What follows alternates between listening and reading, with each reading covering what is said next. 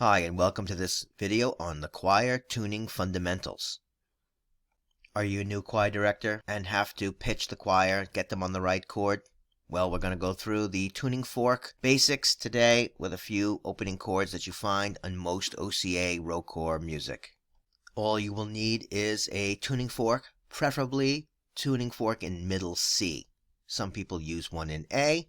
I prefer middle C because it corresponds to the piano stabs more easily when transposing music on site.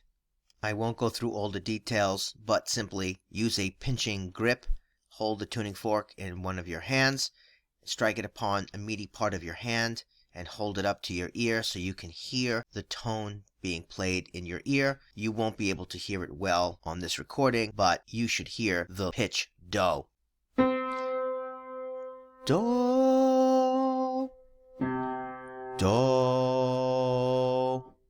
The most important exercise that you can do is matching the sound of the tuning fork, especially if it's middle C. I'm using my piano. Here is the note do. Do. And then the octave below it. Do. Do. Do. I can't reach that note, so I'm not going to try. You will want to produce clear pitches based on that one note, and the rest of the scale or the chord is on you. Here's an example of the C scale. Do, do. This is better for my octave. Do, re, mi, fa, sol, la, si, do. Do, si, la, sol, fa, mi, re, do. Most often, we use the movable do scale, meaning that we start on a given note once we've transposed ourselves into the new key, and then from there it is the same do, re, mi scale, except we are on a different starting note, but maintaining the major scale outline. Here's an example of a transposed scale using movable do. Do, do, re, re, mi, fa, sol, la, ti, do, re, re, si, la, sol, fa, mi, re, do. It's the same pattern, raised a whole step. We're going to record 5 different examples of chords, starting with C major. Do, sol, mi, do, do, mi, sol, do, do, sol, mi, do. The next chord we will practice is G major or E minor. We'll start with the G major first. So you have to start on the do. Do, re, and now you're on the 5th note of the G chord. Re, si, sol, re, si, sol, re, sol. Next, we're going to go to the E minor chord, which shares 2 of the same notes as the G major chord, and instead of re, si, sol, it'll be si, sol, mi. Or you can go from the top, re, si, sol, mi, down to the bottom. You can actually have a minor 7th. Let me demonstrate. Do, this is the note of your tuning fork. Do, re, si, sol, mi. So now you're in E minor. Mi, sol, si. Or, there's another method which you might employ by starting on the C. Do, si, sol, mi. Si, sol, mi. Si, mi. Okay, next we're going to try D major and its relative B minor. So let's start with D major by starting with the tuning fork do. Do, re, Now that is the tonic or the root note of the D major scale. So once we get from do to re, do, re, it's going to sound exactly like the same spacing we did for the C major, except it'll be a full note, whole step higher. I'll demonstrate now. Do, re, la, fi, re, la, re. From the top, down again. Re, la, fi, re, la, re, vi, la, re. I said I'll do B minor, but I'll do B major and B minor, since the third of the chord is only a half step off. Again, start with the note do, which is the C of your tuning fork. Do, C. So I should note that the letter B is called C, not as in the letter C, but as in S-I. You should see it right here. Right here. S-I, and that's the Italian spelling. So we're going to say the arpeggio Si, Fi, Re, Si, or Si, Fi, Re, Si, if it's a B major. We'll start with the B major, and then we'll go to the B minor. Do, Si, Si, Fi, Re, Si, Si, Re, Fi, Si. Now we'll do the B minor. It's the exact same technique. That's the do from your middle C. Do, Si. Now we're going to go down the scale, but when we get to the re, all right, that's the D on the piano, it won't be D sharp like it was before, it'll be D natural. Here it is. Do, Si, Fi, Re, Si, Si, Re, Fi, Si, Si, Fi, Re, Si. And you can hear the difference between Re and Re. Re, Re. That's a D natural. So B, D natural, and F sharp, that makes the B minor chord. But the B, D sharp, and then F sharp,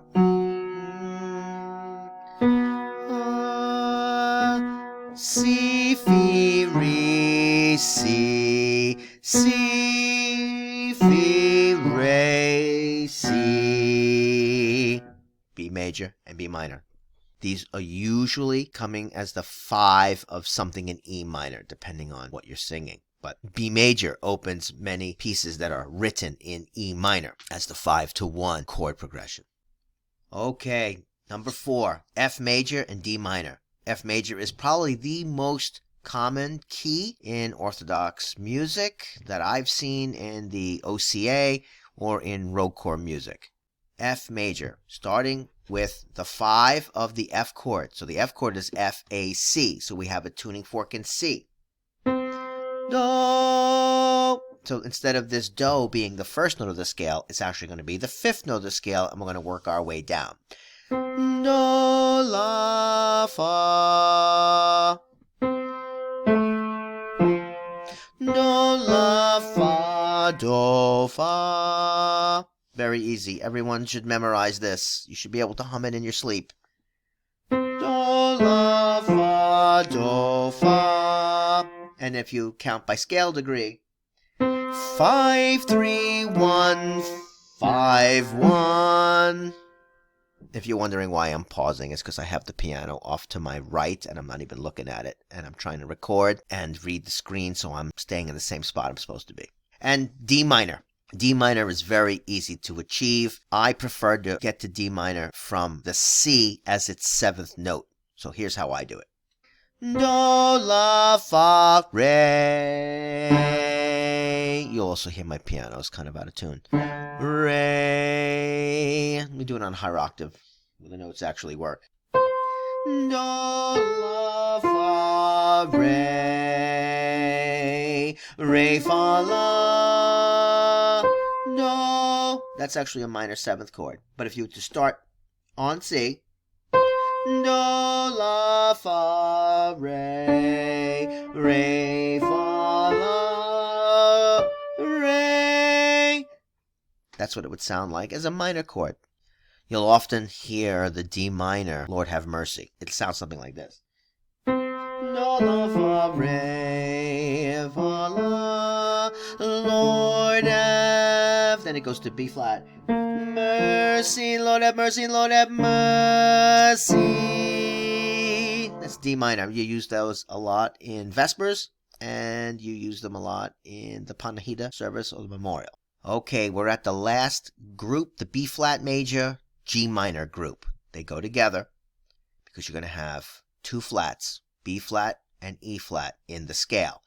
But if you're on the tuning fork, starting with C, because remember, you have a tuning fork in front of you, not a piano. Unless, of course, you have some kind of a tuning machine, but it's not common. Usually OCA or ROCOR choir directors, they have a 1-note tuning fork. And then from there, you have to develop your skills to be able to pick out chords based on the one starting note.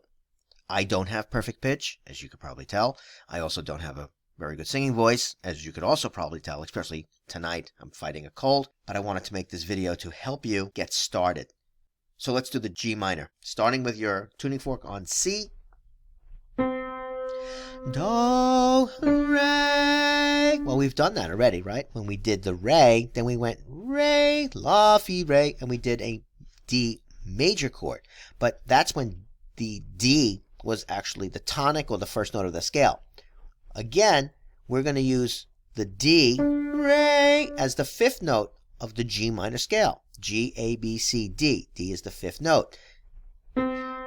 Do, re, se, sol. Re, se, sol, re, sol. 5, 3, 1, 5, 1, 3. Really minor 3, 5. And that's how the G minor works. Now we'll do the B flat major. It's a little trickier because we've been used to doing do to C. So letter C to letter B, right? Do, C. And then we do some chord off of that. But now we're going to do do, say, say. And now this note, say,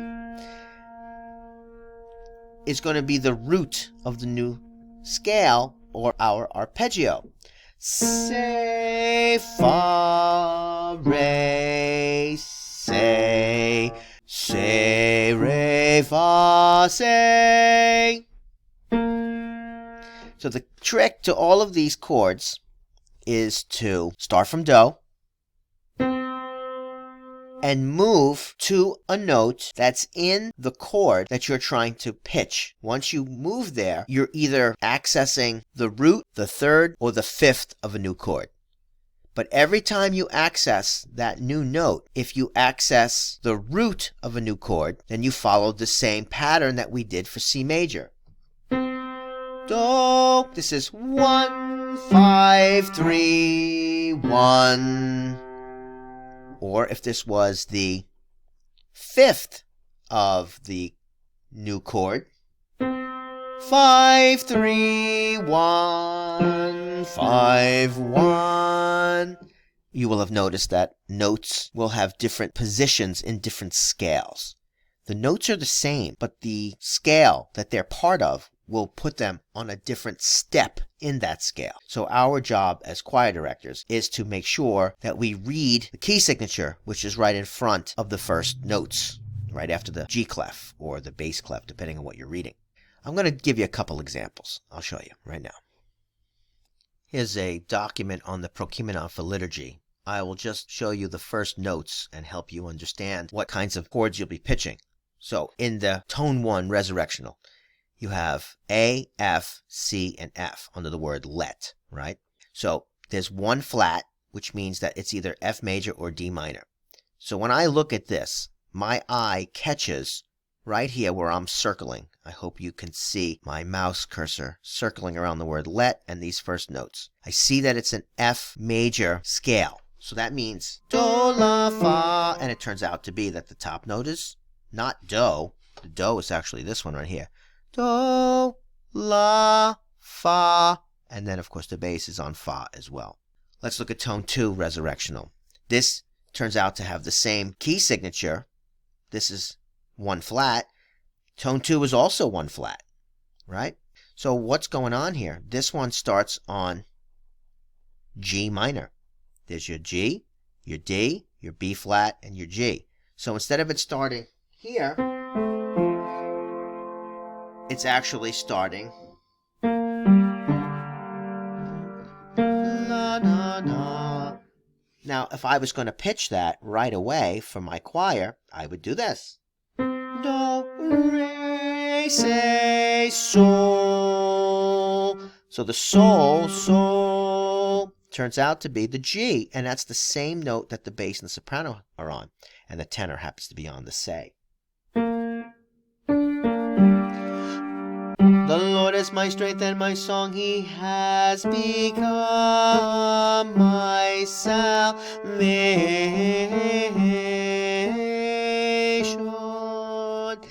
That's actually modal. It's the second mode of F major. It turns out to be Dorian. It's called G Dorian. But you don't have to worry about the name of the mode. You just have to get the first chord right, because once you know the first chord, everybody will follow along.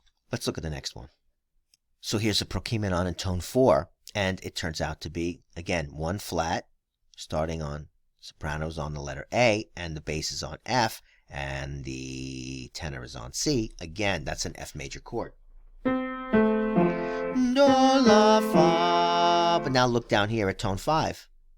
It's exactly the same one we just did in G Dorian. Do, re, say, sol, say.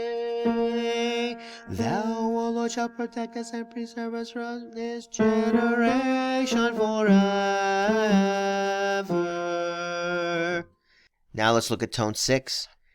This tone 6 is still in G Dorian,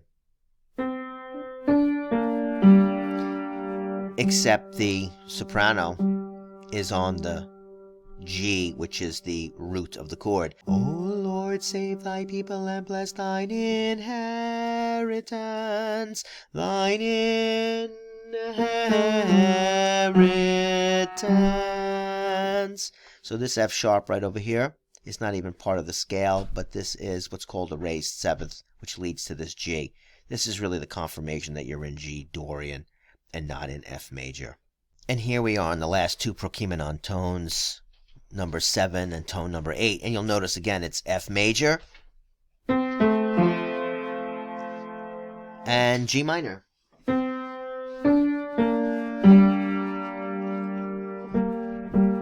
Pray and make your vows before the Lord our God. So far, all we've done on these 8 tones is 2 different chords, G minor or F major. Let's see if we can find something in E minor. Okay, here is the Resurrectional Troparion in tone 3. This is in E minor. I'm also going to show you the Staccato in tone 6, which is in E minor. So this Resurrectional Troparion, when you look at it, you see that the note that's on the soprano and the note that's in the bass are the same, and it's E. You recognize that this is E minor because it is the key signature of 1 sharp, which could only be G major or E minor, which is a third below it. So when I want to pitch Resurrectional Troparion tone 3, I look right over here and I see what key I'm in, and I look right here at this first chord and I see E, B, G, E. And I know from a lot of experience, and it doesn't take too long to learn this, but I learned quickly that this is E minor. So I recognize this as E minor, and then I go over to my tuning fork. Do, si, sol, mi, mi, sol, si. Now I'm on mi. Mi, let the heavens rejoice, let the earth be glad. And that's how that opens. But once I set the proper chord, my whole choir will be in E minor, whether they know it or not. They will just follow the pattern of the notes, but my job as the choir director is to make sure they're in the right key, and being in the right key starts by being on the right chord. Let's take a look at that Staccato tone 6 in E minor. Okay, let's take a look here at St. Simeon's Prayer. This is a very common tone that you find in Vespers called tone 6 in the Ovikod Russian Imperial Court chant. I think this is the first tone that everybody learns because it is really so simple. Notice, again, tone 6 is listed, so when I see tone 6, by now I already know it's in E minor. But if you're just learning this, you're not really sure maybe, or you're not sure what key you're working with, so you have to make sure you read, okay, it's tone 6, it's Russian Imperial Court chant, also known as Ovikod. I look over here, I see 1 sharp. I also identify the first chord as E minor. E minor. So if I'm going to start E minor, I have to start with my tuning fork in C. Do, si, sol, mi. So the bottom note is the bass, mi. And the alto happens to also be on an octave as well of E. And then the third above the E, here's the E. Here's the third above the E, is the sol or the G. And then you begin, and I'll demonstrate for you. It will be something like this. Do. So now I know the note do. It's in my ear from my tuning fork. Do, si, sol, mi, sol. That sol is the soprano. One more time. Do, si, sol, mi, sol. Lord, now lettest thou thy servant depart in peace, according to thy word. For mine eyes have seen thy salvation, which thou hast prepared before the face of all people, a light to enlighten the Gentiles, and to be the glory of thy people Israel.